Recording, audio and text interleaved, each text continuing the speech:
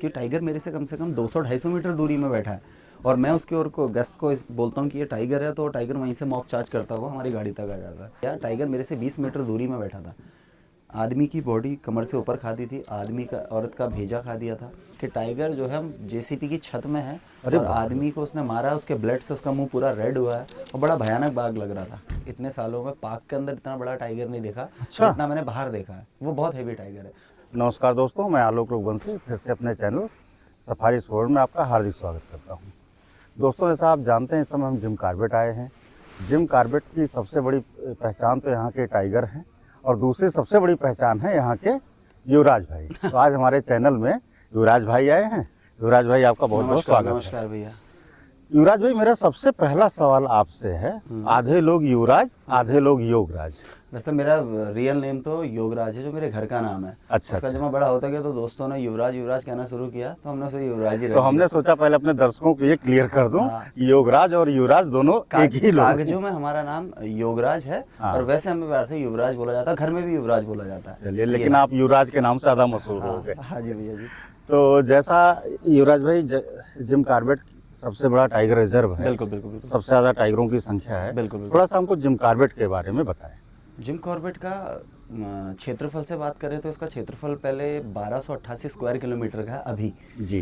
पहले इसका क्षेत्रफल था 323 स्क्वायर किलोमीटर का। शुरुआत में। ये पार्क धीरे धीरे करके बढ़ा है। ठीक है। जितने जोन हैं कॉर्बेट के, डिकाला ले लो, चाहे आप बिजरानी ले लो, झिरना ले लो, ढेला ले लो, ये सारे विलेज थे। जी जी। ये सारे गांव थे। जब टाइगर को बढ़ावा कैसे दें, टाइगर को हम कैसे बढ़ाएं, जब कम होने लगे तो इन्होंने उसका हैबिटेट देखा कि उसके हैबिटेट में हमारे पास क्या है क्या नहीं है। जी। इनके पास हैबिटेट में टाइगर के नेचुरल फॉरेस्ट था, इनके पास अपना स्प्रिंग वाटर था, इनके पास नहीं था तो वो था ग्रासलैंड। और ग्रासलैंड जैसे हमारे घर में लिविंग रूम होता है, बेडरूम होता है, किचन होता है, वैसी टाइगर की टेरिटरी में उसका एक किचन है, समझ लो, जहाँ जी वो जी हंटिंग जी। करना पसंद करता है। जब ग्रासलैंड हाँ, में। तो इन्होंने क्या किया, इन विलेजेस को बाहर रिलोकेट किया, इनके खेतों को ग्रासलैंड बनाया। फिर धीरे धीरे करके हमारे पार्क के और भी विलेज बाहर रिलोकेट करते गए, तो आज इसका क्षेत्रफल 1288 स्क्वायर किलोमीटर का। बट इसमें से आधा पार्ट हमारा यूपी में चले गया। अच्छा। जब हमारा उत्तराखंड यूपी से अलग हुआ था तो इसका आधे से ज्यादा पार्ट यूपी में चले ये गया। अमानगढ़ वगैरह हाँ, जिम और कॉर्बेट का यूपी हिस्सा गवर्नमेंट ने रहा। उसे नाम दिया अमानगढ़ टाइगर रिजर्व, इसी का पार्ट था। अच्छा, बट अच्छा। अभी हमारा जो एग्जैक्ट क्षेत्रफल है कॉर्बेट का, वो 520 स्क्वायर किलोमीटर का है। 520 स्क्वायर। हाँ। लगभग कितने टाइगर्स अभी यहाँ पे? 260 प्लस टाइगर हैं हमारे पार्क में। ऑल उत्तराखंड बोलते हैं, 350 से ऊपर टाइगर हैं। काउंटिंग एग्जैक्ट नहीं होता, अप्रॉक्स होता है, क्योंकि हर 2-2 साल बाद काउंट किया जाता है। एग्जैक्ट क्यों नहीं होता? क्योंकि कब्स का काउंटिंग नहीं होता है और हर जगह पे कैमरा नहीं है। ये समझ रहे हो, जंगल में हर जगह पे कैमरा भी थोड़ी है ना। तो ये जैसे चीज़- युवराज भाई, मैंने और जंगलों में देखा, मध्य प्रदेश के, राजस्थान के, हर टाइगर का अपना नाम होता है, कोड होता है, लेकिन जिम कॉर्बेट में ऐसा देखो, कुछ जिम नहीं। कॉर्बेट नेशनल पार्क का जो एक तो है, ये एशिया का, इंडिया का पहला नेशनल पार्क है 1936। इंडिया का पहला टाइगर रिजर्व है 1973। राइट। तो ये गवर्नमेंट यहाँ पे टूरिज्म को रखती है सेकंड नंबर पे। देखो, आइडेंटिफाई करना टूरिज्म को बढ़ावा देना होता है, Sure. गाड़ियों में वॉकी टॉकी लगना टूरिज्म को बढ़ावा देना होता है, टाइगर के गले में जीपीएस लगना टूरिज्म को बढ़ावा देना होता है। Right right. गवर्नमेंट यहाँ नेचर को रॉ रखना चाहती है, मतलब जैसा है वैसे ही रखना चाहती हाँ। है। ऐसे नाम रख दिया तो फिर वो चीज़ वो बदल मजा नहीं आ जाएगा। पाएगा। तो इसलिए गवर्नमेंट यहाँ पे टाइगर टाइगर ही रहेगा। बिल्कुल उसको कोई नाम वगैरह ऐसे आइडेंटिफाई करना अलाउड नहीं करती है।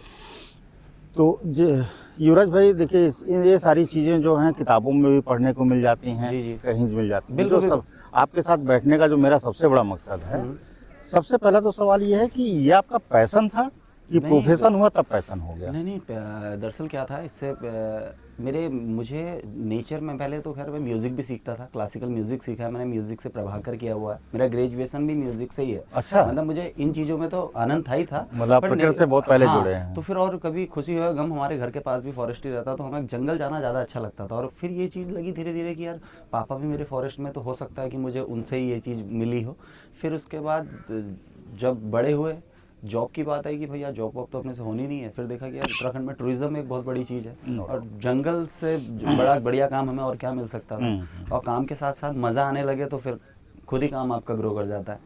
तो ये चीज़ है। युवराज भाई, आप ऐसी जगह बैठे हैं जहाँ पे उत्तराखंड दो चीज़ों के लिए मशहूर है, अपने हिल स्टेशन के लिए बिल्कुल बिल्कुल। और अपने जंगल के लिए। जंगल के लिए। लेकिन पीछे हिल स्टेशनों की स्थिति इतनी खराब होती जा रही है रस की वजह से। हाँ, रस की जैसे वजह आज की डेट में नैनीताल में आप ऑफ सीजन में भी पार्किंग नहीं पा सकते। बिल्कुल बिल्कुल बिल्कुल बिल्कुल तो बिल्कुल। जो ये नॉर्थ इंडिया का हिमाचल, उत्तराखंड, ये स्टेट काफी ज्यादा फुल हो गए हैं। फुल हो गए, बिल्कुल तो बिल्कुल। लोगों का झुकाव जंगल की तरफ बढ़ रहा है। बिल्कुल बिल्कुल। तो आगे आप जंगल के टूरिज्म में क्या संभावनाएं देख रहे हैं? टूरिज्म में सर संभावनाएं कुछ नहीं रहेंगी। यहाँ पे चाहे कितना ही बाहर टूरिज्म बढ़ जाए, जंगल में कितना ही टूरिज्म बढ़ जाए, बाहर कितने ही रिजॉर्ट खुल जाएं, गवर्नमेंट को फर्क नहीं पड़ता। गवर्नमेंट जंगल के अंदर लिमिटेड गाड़ियाँ ही देंगी। नहीं मतलब लोग आप हाँ, ये हो आपके सकता हिसाब है से कि क्या लोग बढ़े हैं, मतलब टूरिस्ट बढ़े हैं हाँ, जंगल हाँ, की बिल्कुल तरफ? बिल्कुल। टूरिस्ट बढ़े। एक पहले इतने नहीं आते थे, बहुत सालों पहले तो यहाँ से फॉरेनर आते थे। काल मूवी के बाद इंडियन को पता चला, जब काल पिक्चर आई, काल काल में हम तुम करे धमाल, उसके बाद थोड़ा आगे इंडियन आने शुरू हो गए। अभी अभी से तो इंडियनों ने ज़्यादा आना शुरू किया। तो पहले तो आदमी अपने कामों में ही बिजी रहता था, या ज़्यादा से हमारे इंडियन कहाँ घूमने जाते थे, अब मैं ताजमहल देख रहा चले हूँ गए। जब से हिल स्टेशन बिजी हो गए तो लोगों का झुकाव वाइल्ड लाइफ की तरफ ज़्यादा है, और अच्छा है। वाइल्ड लाइफ की तरफ लोग अवेयर हो रहे हैं, वो अच्छी चीज़ है। पर माइंड में टाइगर सेट करके नहीं आना कि अपन जंगल देख रहे हैं, हाँ। कुछ दिख रहा तो वो बोनस ये है। एक बड़ी कमी है। ये लोगों से हमारा भी निवेदन है कि जंगल को घूमने आए, जंगल को प्रकृति के एक जगह है उसको एंजॉय करने आए, और उसके शांत साथ होकर ऑब्जर्व करें जंगल शांत को। होकर ऑब्जर्व करें। तभी आप एक अच्छे प्रेडिटर तक पहुंच पाते हो, तभी आप नेचर का आनंद ले पाते हो भैया जी। युवराज भाई, आपको कितने साल हो गए इस? मेरे को गुरुजी हो गया टोटल इसमें 8 साल अभी तक। 8 साल इस जॉब में हो तो गए। मेरा सबसे पहला सवाल होगा, आपका टाइगरों के साथ कैसा रहा? मतलब ठीक रहा गुरु। शुरू में तो भैया जैसे मैं जब इस जॉब में आया तो उस टाइम में यहाँ पे ना परमिटों का बड़ा प्रॉब्लम रहता था। तो 2-3 साल तक मैं बफर जोन में चला, जैसे सीताबनी वाले एरिया में।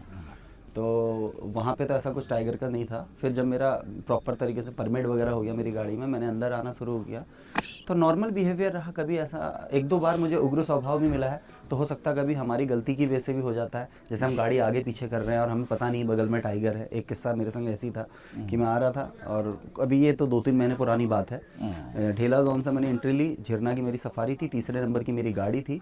और पर ऐसा मेरे संग अभी तक ऐसा नहीं हुआ था कि टाइगर मेरे से कम 200-250 मीटर दूरी में बैठा है और मैं उसके और को गेस्ट को बोलता हूँ कि ये टाइगर है, तो टाइगर वहीं से मॉक चार्ज करता हुआ हमारी गाड़ी तक आ जाता है। तो बहुत कम देखा जाता है। हो सकता है कि वो मेल टाइगर हो, क्योंकि बहुत सारे बागों से हम भी नहीं रूबरू रहते हैं। अक्सर जो हमें टाइगर दिखते हैं वो फीमेल्स दिखती है, मैंने बताया था। सही बात। तो मेरा अगला सवाल यही होता हाँ। कि आपके साथ टाइगरों के साथ ऐसा कोई इंसिडेंट जो मतलब याद आते ही रोए खड़े हो जाते हैं? रोए खड़े होने का यही है कि 2 बार मॉक चार्ज हो चुका है। कि ऐसा लगता है कि हलक एकदम कलेजे में आ गया है, और इतना भयानक भी आदमी अंदर तक आदमी को झंझोड़ देता है टाइगर कि आपको अगले दिन घर जाके बुखार भी आ सकता है। फिर एक वीडियो में मैंने और जिक्र किया था दापका रिवर वाली टाइगरेस का। वो भी मेरी लाइफ का एक थोड़ा सा बहुत ज़बरदस्त सीन था। मतलब सुबह के टाइम में मुझे पता चला कि 9-9:30 बजे वो टाइगर हाँ, इसके बारे में बड़ा सुना है। इसके बारे में थोड़ा सा बताएं। लेडी को मार दिया करके पता चला था। जी। तो जब मैं वहाँ पे पहुँचा, मेरे वहाँ से वो जो घटना का क्षेत्र था वहाँ से 8-9 किलोमीटर की दूरी थी। मात्र 10-1 मिनट में वहाँ पे पहुँच गया। जब वहाँ पे पहुँचता हूँ तो पता चलता है कि यहाँ पे एक लेडी को तो मारा ही था। जब वो लेडीज़ को मारा तो वो उसके ससुर लोग जो लकड़ी उठाने आए हुए थे और भी लोग, वो 20-22 लोग जंगल के अंदर गए। तो इत्तेफाक से टाइगर ने उसके ससुर को ही मारा, या उसका ससुर ज़्यादा एग्रेसिव हो रहा हो, सबसे आगे चल रहा हो तो भी मारा हो सकता है। हो सकता है। तो भाई घटनाएं 2 हो चुकी थी, मौतें हो चुकी थी। फॉरेस्ट के छोटे ऑफिसर आए हुए थे। 10-10:30 बजे का टाइम हो गया था। 11-12 बजे बड़े ऑफिसर आने शुरू हो गए। गांव वाले बड़े आक्रोश में आने लगे। जैसे समय बीतता गया, फॉरेस्ट वालों पे पथराव करने लग गए कि भाई कम से कम हमारी बॉडियाँ तो बाहर लेके आओ। टाइगर ने लोग मार दिए, कोई फर्क नहीं पड़ता, पर हमारी बॉडियाँ तो बाहर लेके आओ। सही बात, रिकवर तो है करो। ना। तो फिर उसी बाद उस समय मुझे याद है डीएफओ जो मैडम थी, शायद कहकशा करके एक मोमडन लेडी है, वो थी यहाँ पे डीएफओ मैडम। राइट। हाँ। तो उसके बाद वहाँ पे ये फाइनल किया गया भाई कि जेसीबी मशीन को जंगल के अंदर भेजा जाएगा, और ट्रैंकुलाइज करने वाले जो डॉक्टर होते हैं वो जाएंगे, और 2-3 फॉरेस्ट वाले जाएंगे। एक ऑपरेटर जो मशीन चलाता है वो तो जाएगा ही जाएगा। तो जिसकी मशीन थी वो भी हमारे नॉलेज वाला जो ऑपरेटर, उसका नाम है आकाश, वो भी अपने जानने वाला था। जी जी। तो जैसी मशीन जंगल के अंदर जाती है, तो मैं ही नहीं, कम से कम 700-800 आदमी रिवर में बैठे हुए देख रहे हैं। जैसी जब मशीन जंगल के अंदर जाती है तब मैंने नहीं देख रहा हूँ, फिर आकाश मुझे बताता है कि मैं जैसी मशीन को जंगल के अंदर ले गया, टाइगर मेरे से 20 मीटर दूरी में बैठा था। आदमी की बॉडी कमर से ऊपर खादी थी, आदमी का औरत का भेजा खा दिया था। टाइगर बीच में बैठा हुआ था, और जैसी वो जेसीबी मशीन को देखता है वो पूरा जंप करके आता है और उसके सीधे बोनट में आता है। अरे बाप रे। पूरी सच है स्टोरी। और उसके पूरे मिरर में पंजा मारता है। वो तो उसका मिरर ओरिजिनल था, वो थैली जैसा अंदर को आ गया। हाँ हाँ। वो अगर डुप्लीकेट होता वो टूट सबको मार जाता, देता। बिखर जाता। फिर आया उसकी छत में वो, फिर उस जेसीपी वाले ने हॉर्न बजाना शुरू किया, तब हम लोग जो 700-800 लोग बाहर खड़े थे 300-400 मीटर दूरी में नदी में, हमने तब वो हॉर्न सुना। वो हॉर्न मारते बैग लेके आया, तो मैं ही नहीं कम से कम 700-800 लोगों ने आदमी ने देखा कि टाइगर जो है जेसीपी की छत में है और आदमी को उसने मारा, उसके ब्लड से उसका मुंह पूरा रेड हुआ है और बड़ा भयानक बाग लग रहा था। तो कई हवाएं फायर की और उसके बाद टाइगर अंदर चले गया। बहुत मिन्नतों के बाद उसे ट्रैंकुलाइज किया गया, देन नैनीताल जू ले जाया तक तो उसकी मौत हो गई थी। बट पोस्टमार्टम रिपोर्ट में भी आया था दम घुटना ब्लड बहने से मौत हुई है। उसको अभी भी ये मामला कोर्ट में चल रहा है, केस में है। लेकिन ये बहुत भयंकर केस हाँ, था। तो ऐसा केस हुआ है। और बाकी जो छोटी मोटी घटनाएं, जैसे मैं कभी अपने घर से, जैसे मेरा घर है बेलपड़ाव में है और रामनगर से उसका डिस्टेंस 15 किलोमीटर है, तो मैं अर्ली मॉर्निंग निकलता हूँ, तो मुझे वहाँ पे एक टाइगर है, मेल टाइगर जो पड़ता है क्यारी वाले जंगल में, वो भी काफ़ी हैवी टाइगर है। मतलब मेरा मानना तो है कि मैंने आज तक इतने सालों में पार्क के अंदर इतना बड़ा टाइगर नहीं देखा जितना मैंने बाहर देखा है। वो बहुत हैवी टाइगर है। और ये होने का कारण ये भी है कि जितने बफर जोन के बाघ रहते हैं ना, ये हमेशा हेल्दी रहते हैं। कारण कैटल, इजी फूड, हाँ, उन्हें इजीली उनको मेहनत नहीं करनी करनी पड़ती है, इजीली मिल जाता है। तो जितने हैवी बाघ होते हैं ये अपना एक ही शॉट में किल कर लेते हैं। अपना दबदबा भी उन एरियो में बना देते हैं कि भाई गाय भैंसे भी आ रही हैं और ठीक ही तो हो रहा है, गाय को हाथ पांव चलाना है, अपना सही चल रहा है काम धंधा, तो ऐसे करके भी होता है। वो ज़्यादा हेल्दी रहते हैं, बफर जोन के टाइगर ज़्यादा है। उनके ज़्यादा टाइगर हेल्दी रहते हैं, बिल्कुल। अच्छा, जंगल के अंदर कोई ऐसा इंसिडेंट कि नहीं आपको मतलब घबरा दिया हो? नहीं, टाइगर के साथ तो हुआ ही, पर हमारा हाथी के साथ भी रहता है। देखो अच्छा, नॉर्मली हाँ, वीडियो में बताते हैं कि जंगल जाते हैं हमें टाइगर से डर नहीं रहता, डर रहता है एलिफेंट से। क्योंकि एलिफेंट में हमें क्या ना, पहले तो गाड़ी को बचाना, जब गाड़ी बचेगी खुद बचेंगे, फिर खुद बचेंगे तो फिर आप लोग बचोगे। सही बात है। तो बहुत सारी चीज़ें रहती हैं, तो जंगल में एलिफेंट से थोड़ा ज़्यादा टेंशन रहता है। टाइगर इतना ज़्यादा नहीं करता। टाइगर ने अगर आपको कुछ किया है मोक्षा, तो हो सकता है कहीं पर वो आपकी गलती हो, समझ रहे हो। तो जिम कॉर्बेट के जितने जोन हैं, ढिकाला हुए, चिरना हुए या ढेला हुए, तो सबसे अच्छा जोन कौन सा माना देखो जाता है? अच्छा जोन, उसमें देखो फॉरेस्ट तो सारा सेम है, अच्छा नहीं। अगर आप अच्छे की बात करो तो ढिकाला, क्योंकि इसमें जो रामगंगा नदी है वो इसके व्यू में 4 चांद लगाती है।